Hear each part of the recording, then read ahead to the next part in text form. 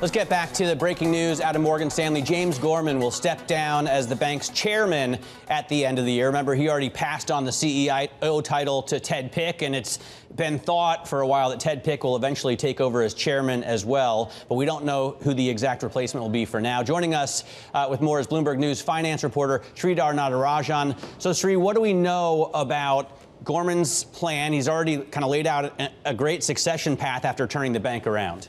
Right. He's been very methodical about how he will be giving up his duties starting May 2023, when he did talk about the idea that he will be eventually giving up his title as the CEO of the firm.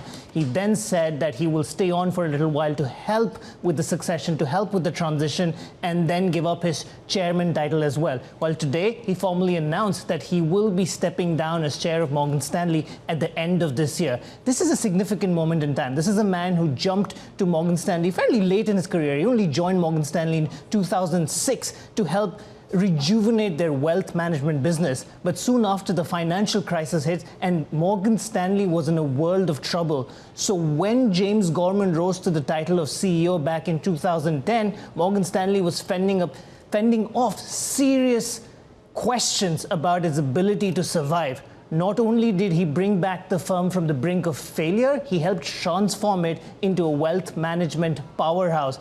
You could argue that James Gorman effectively bought low, sold high. And now the challenge for Ted Pick, his successor in the CEO role and most likely as chairman down the road, will be to prove that he can still drive this growth story forward, that there is more gains out there for Morgan Stanley for investors to embrace. Is it likely that we get a different successor as chairman for now, Sri? Since obviously Ted has to be focusing on his new job, is it likely that we get, say, a one-year interim or two-year interim chairman before Ted can take over both titles as the most successful Wall Street CEOs are wont to do?